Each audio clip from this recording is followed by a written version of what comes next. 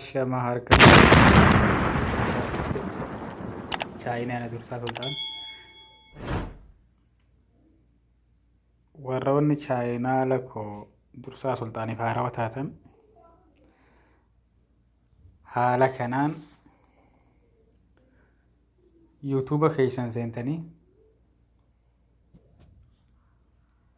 bikkattoo barreeffamaa tana ni agartanii beektan jeetii yaada. Dursaa sultaan jechuudhaan itti barreessitanii iddoo sabiskiraayib jettana tuquudhaan wantoonni kofalchiisoo fi waan haarawaa argachuu dandeessan jeetii yaada.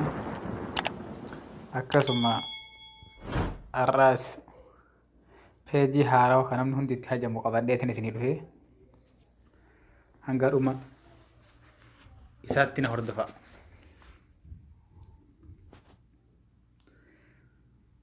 Haaluma kanaan warroonni qaraatti ramadaana kanaaf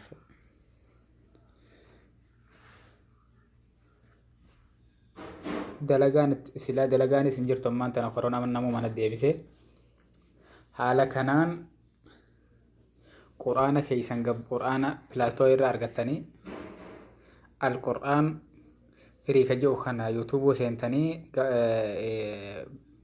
pilaastoorii seentanii argattanii haala kanaan quraana kana gabbuufattanii qara'uu dandeessanii ayaanni hundi suuraan hundi haala kanaan sii dhufa qara'uu dandeessan. Haala kanaan pilaastoorii seentanii akkuma beekamu pilaastoorii maraa argattanii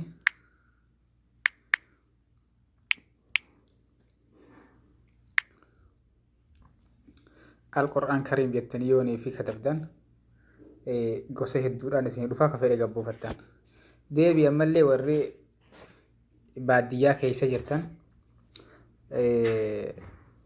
ka sa'atii azaana wanni isinii azaanaan jirre ka sa'atiin isin harkaa wal dhoofte haala kanaan sa'atii salaataa hundi akka faxara keessan sa'atiin isin jalaan dabarre azaana gabbuufattanii itti fayyadamuu dandeessanii. Maaliif namni baadiyyaa keessa jiru hoggaa hunda waan shabakaa waan bakka maskiidaan jirreef azaanaa isin dhaga'u waan irra jiru dhaga'u akkasitti lolloon isaa duraa baddee jechuu fatarre isaa haala kanaan gabbuufattanii sa'atii salaataa hunda asirratti eeganii osoo isin waan takka isin godhin kallattiin isinii azaanee wanta ta'a jechuudha. Guyyaanis taarika Ingilizii fi Arabillee yoo feete dawwaltee nama gaafatuun irra akkattu asuma irratti argataa jechuudha. Ka akkanaati yuutuuboo keenya chaayinaala keenya dursaa sultaan kaaja'u sabiskiraayib godhuudhaan nu gammachiisa. Ammas ilmaan Oromoodhaa bakka jirtanitti qorqooda qabdan isinii sabiskiraayibii waan namatti ulfaataatii miti waan tuyxee bira dabartu wal guddisuuf haa yaannu. Galatoomaan isiniin jaa hanqa waan biraatii walitti deebinutti nagaatti. Sabiskiraayibii yoo gootan kallattiidhaan waan kofalchiisoo fi gammachiisoo waan adda addaa waan haarawaa isin bira akka geessisuu barbaada sabiskiraayib godhuu hin irraanfatinaan dhaamsa kootii jechuudha.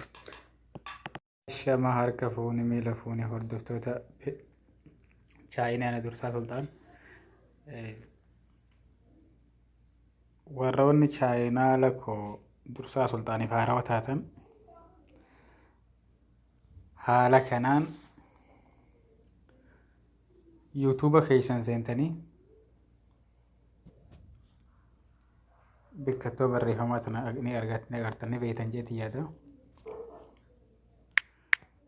Dursaa sultaan jechuudhaan itti barreessitanii iddoo sabiskiraayib jettana tuquudhaan wantoonni kofalchiisoo fi waan haarawaa argachuu dandeessan jeetii yaada. Akkasuma har'aas peejii haarawaa kan namni hundi itti hajamu qabadheetiin isinii dhufee hanga dhuma isaatti na hordofa.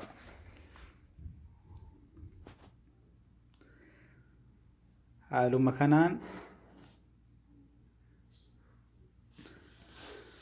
warroonni qaraati ramadaana kanaaf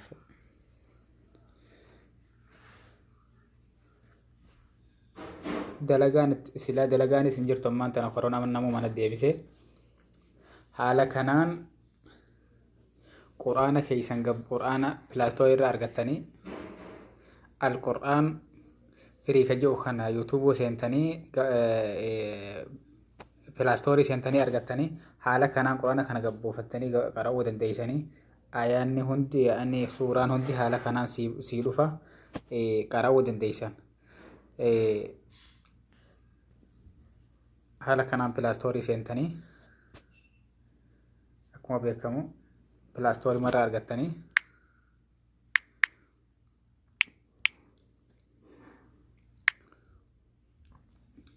al-qur'aan kariim jettanii yoonii fi katabdan gosa hedduudhaan isin dhufa ka fedhe gabbuufattan. Deebii ammallee warri baadiyyaa keessa jirtan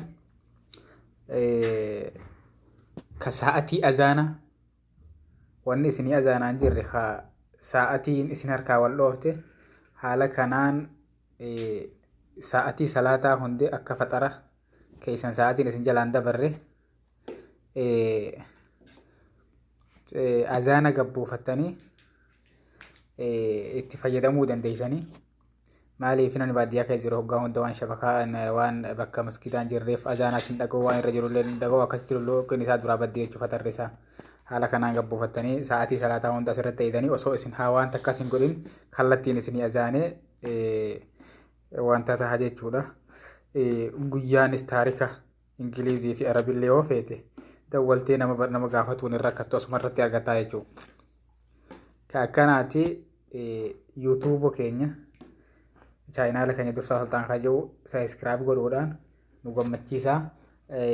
Ammas ilmaan Oromoodhaa bakka jirtanitti qorqooda qabdan isinii sabiskiraayibii waan namatti ulfaataatii miti waan tuyxee bira dabartu wal guddisuuf haa yaannu.